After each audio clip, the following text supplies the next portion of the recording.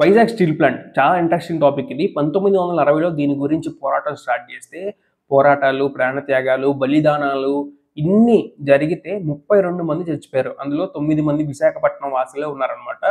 ఇన్ని జరిగితే 1970లో ఇందిరాగాంధీ గారు దీన్ని శంకుస్థాపన చేయడం జరిగింది అప్పట్లో. తర్వాత శంకుస్థాపన చేస్తే 1991లోనో 92లోనో దీన్ని ఓపెన్ చేశారు. తర్వాత చాలా వరకు కూడా ఇది లాభాలను నడిచింది. 2003, 2004 సంవత్సరంలో ఇది కొంచెం ప్రాఫిట్ తగ్గింది. తర్వాత మళ్ళీ ప్రాఫిట్లో పుంజుకుంది. తర్వాత 2014 తర్వాత ఇది మళ్ళీ లాసెస్లోకి వెళ్ళడం జరిగింది.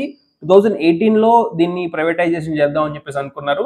తర్వాత 2021లో కూడా దీన్ని ప్రైవేటైజేషన్ చేద్దాం అని చెప్పేసి అనుకున్నారు. అప్పుడు సీఎం కుమారస్వామి గారు యూనియన్ మినిస్టర్ చెప్పింది ఏంటి అంటే, జగన్మోహన్ రెడ్డి దీనికి అడ్డుపడ్డారు, ఆంధ్రప్రదేశ్ రాష్ట్రం దీనికి ఒప్పుకోవట్లేదు, అందుకనే మేము చేయట్లేదు అని చెప్పేసి ఆయన చెప్పడం జరిగింది. 2021లోనే చెప్పడం జరిగింది. సో అప్పుడు ఆయన అడ్డుపడ్డారు.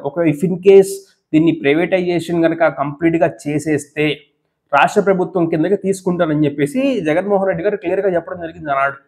కానీ ఈనాడు కూటమి ప్రభుత్వం దాన్ని అడ్డుగా పెట్టుకొని వైజాగ్ స్టీల్ ప్లాంట్ మా ప్రాణం, వైజాగ్ స్టీల్ ప్లాంట్ లేదే మేము లేము, తెలుగువారి ఆత్మగౌరవం అని చెప్పేసి సినిమా డైలాగులని చెప్పి ఈరోజు 34, 32 భాగాలుగా, అంటే ఒక్కొక్కరికి ఒక్కొక్క పార్ట్ కింద అమ్మేస్తున్నారు అనమాట.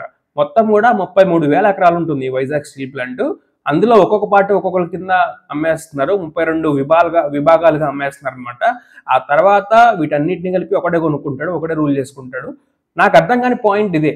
ఏంటి అంటే, గవర్నమెంట్ లాభాల్లోకి తెచ్చుకోలేనప్పుడు ప్రైవేట్ వాళ్ళు లాభాల్లోకి ఎట్లా తెచ్చుకోగలుగుతున్నాడు?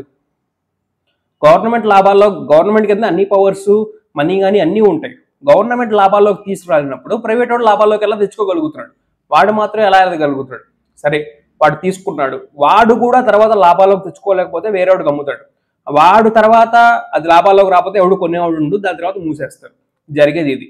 ఈ యొక్క వైజాగ్ స్టీల్ ప్లాంట్ మీద డైరెక్ట్ అండ్ ఇండైరెక్ట్ గా 1,00,000 మంది పైగా బతుకుతున్నారు. దేశంలోనే నెంబర్ 1 స్టీల్ వైజాగ్ స్టీల్.